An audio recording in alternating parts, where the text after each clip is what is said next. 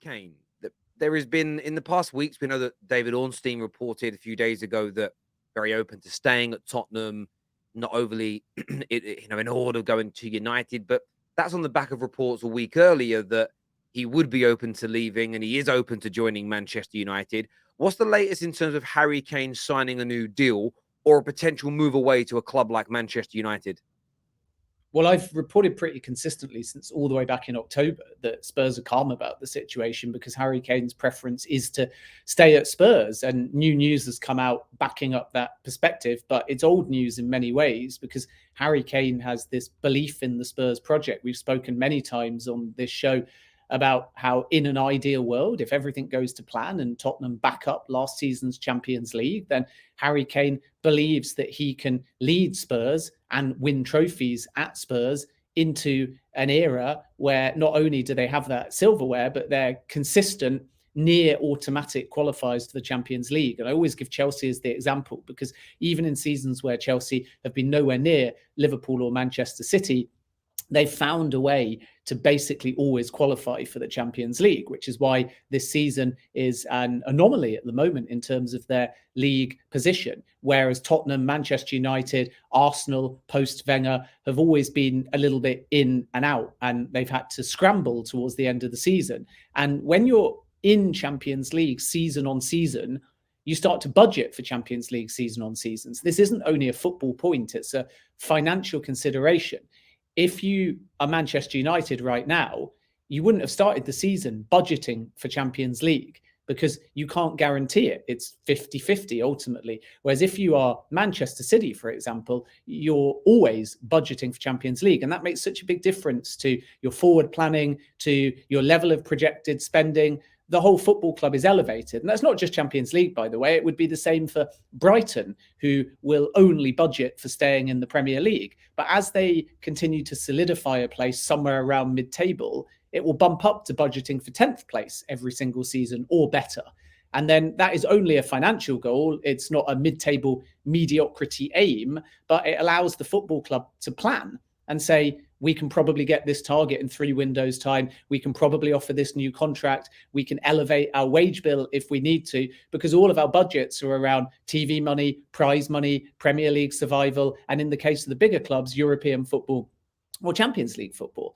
And that is the challenge for Tottenham at the moment. And Harry Kane sees the Tottenham project as very exciting. He'd like to stay. It's a completely different Harry Kane to when it looked like Manchester City before Erling Haaland may move in for the player. And back then, Daniel Levy just wouldn't negotiate. He said 200 million or go away. And I think Harry Kane, even though it's not true that he didn't show up for training, was a little bit miffed. A player so loyal to the football club wasn't at least allowed to engage, whether internally or with Manchester City, to see the true lay of the land and what the possibilities were. But since then, it's a new project at Tottenham. They've qualified for Champions League football. Kane's in excellent form. And it's never been true that he's eyeing up, for example, a move to Bayern Munich. And with Manchester United, those talking about an £85 million move or more are projecting on what, in all likelihood, a new ownership group are going to spend. So how can we say Manchester United are willing to pay 85 million for Harry Kane when we don't even know who's going to be in charge of Manchester United, what their strategy is, what their budget is? It's unthinkable to make a prediction about Manchester United in the summer because it's heading in a direction that the Glazers won't even be there. And of course, if the Glazers are there, they're not going to want to spend 85 million before they exit the football club. So anybody making that connection can only really be talking about a football wish rather than the financial and operational and logistical reality. And even if Manchester United come in, if Tottenham qualify for the Champions League, Harry Kane will stay at Spurs. So Tottenham are calm. But as I've said before, it's not the right time to get the deal done because of the uncertainty at the moment over the direction of travel and where they'll finish, the uncertainty over Antonio Conte's future. And in addition to that, even to a lesser extent, whether Daniel Levy is going to sell in likelihood a minority stake of the football club and if that changes anything. So Kane's priority is Spurs, but he's completely sensible to wait a month or two before he actually puts pen to paper, or he has to sign now and get a clause in that says, I can still leave if Tottenham don't qualify for the Champions League in any given season. And that is a way of getting it done quicker. but obviously it creates a far more uncertain scenario from Tottenham's perspective. But I can only really reiterate what I've been reporting for months, which is that Kane's priority, Spurs' priority, is to get him to sign a new deal, but it's going to be, in part at least, contingent upon Tottenham's project moving in the right direction. I couldn't agree with you more, and I think that what you said towards the end there should be the element that fans of all clubs involved in this deal, and then rivals looking, hold on to. Yeah, you're right. I think if new investment comes in, if Spurs have a resurgent second half of the season, they make it into the Champions League. If Conte does leave and Poch comes back and new investments there and they spend money, he'll stay. However, they end up finishing sixth. No new investment. Conte sacked. They bring, I don't know what manager they're bringing in. Sean Dyche is taking over. Then I think the world could look, and that's no disrespect to Sean Dyche, but the world could look very different come the summer. So I think it's one, for me personally, I look at it as, I don't take the reports that he's dedicated to Tottenham as read, as in 100% that means he's going to stay. Equally, the world could change in either direction. So it's going to be a very interesting one to see there at Tottenham. Manchester United, Weghorst has come in, already scored a goal, big semi-final goal for him. But there was a little report yesterday that Man United could still look to sign another attacker this January. Is that true as far as you're aware? And who the hell might it be? Because I'm lost.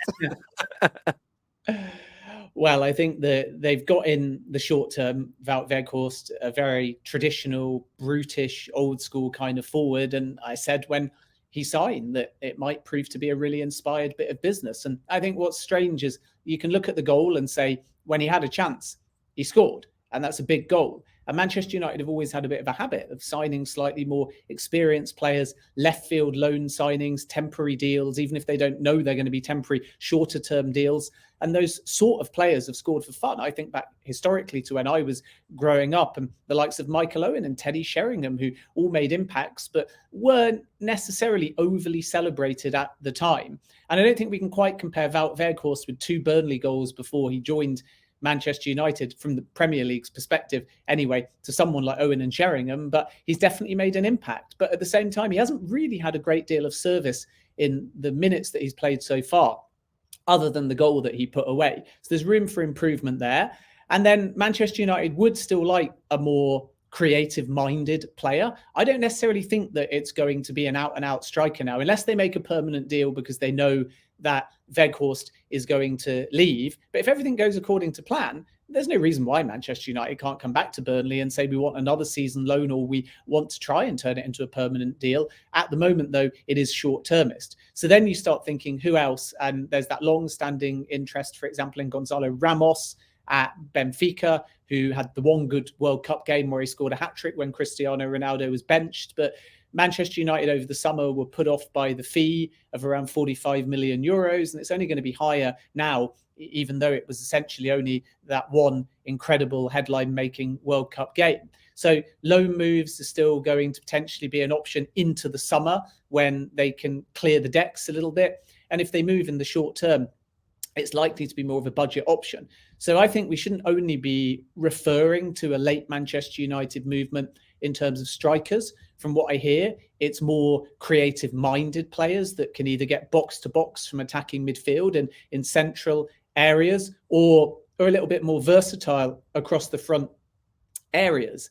And therefore, keep an eye, for example, on a player like Yuri Tielemans, who will be available as a free transfer come the summer. And the expectation is that Leicester are going to try and hang on to Tielemans. They're not going to accept any financial offers now because it's more valuable to the football club to lose him on a free, but have Tielemans help keep Leicester up. And we know that Arsenal could be in the mix for a midfielder, especially with Thomas Partey injured. And I'm still waiting to see in the final few days of the window whether a Manchester United, less likely a Newcastle, possibly an Arsenal, choose to actually speed up the strategy on Tielemans and, due to need, put something down. And I guarantee you, as soon as anyone puts an offer down for Tielemans, other clubs will have their heads turned. And Manchester United are one to watch in that capacity as well. And instead of having to pay out 45, 55, 65 million euros on a kind of target, somebody like Tielemans is very much affordable in the short term and can give a club long-term depth and creativity. You can score from long range, you can get box to box. So this is what's interesting. That profile of player is absolutely one to watch. And still the other player as well that Manchester United have had an interest in the midfield area, Arsenal, Spurs, Everton, Leicester, West Ham, it's actually half the Premier League, is the Bristol City youngster Alex Scott, who I think is inevitably going during the summer, has had a great season for Bristol City. They're desperate to hang on to him during this window, but there's been a ton of scouts that have watched him over the course of many months. And it's just all about price again, which is why I don't think that we should be thinking about this from Manchester United's perspective, especially because he's not a player that will necessarily be thrown straight into the first team. But just as an aside, because it reminded me when we were talking about midfielders, lots of clubs looking at him. The original valuation of 12 million plus add-ons is seen as relatively optimistic in terms of sources. So Bristol City, were they to do anything in the final few days of the window or even in the summer, would be looking really for an all-in package of about 25 million quid, if not more. And they're not ruling out offering a new contract either to try and protect the value. But that's one to watch as well in terms of forward planning for the future. And one day soon, in the next window or two, he'll go and he will become over time, I think, a very important Premier League player to somebody. So I think that it's that type of player in the long run and more for the summer. And in the short term, it's just whether Manchester United can find a budget option that provides value. I don't see them spending big. I don't see them bringing in a kind of like for like to Weghorst, because otherwise what was the point in loaning Weghorst? And therefore they have to look more, I think, for players that can be box to box or versatile or play in more than one position, because they've got the focal point and the target. And if they bring in another focal point and a target, they're not going to play both because of how Erik ten Hag sets up his team. And therefore, what was the point in loading Weghorst if somebody else is going to be paid for, come in, be a permanent signing, and then supplant Weghorst? He just joins Manchester United and sits on the bench. I couldn't agree more. With Rashford in form, Garnacho on the left as the kind of backup there, Sancho coming back, Anthony, who's of course getting a lot of stick, but again, I thought in terms of his overall play yesterday was great. You know, he had a great bit of play. Him into Weghorst, into Bruno, into him. He should have finished, but it was a good save. And then there was the shot that led to Weghorst's goal. You've got him, so you've got those four, plus we've got other youngsters like Palestri and Elanga. I just don't see another attacker coming in right now, because whoever you're going to loan in the short term, are they really going to be better than our current backup options? Probably not. I think, as you said, that midfield would be key. I looked at the game against Arsenal. If we had the ability to bring on somebody of Yuri Tielemans' ability, with all due respect, with Eriksen tiring and with the limited ability on the ball of Scott McTominay, someone like Yuri Tielemans would have been such a good option in that game. We would have probably still lost the match, but it's greater depth than we've got now. And personally, I'd love to see it, but we'll see if that comes true.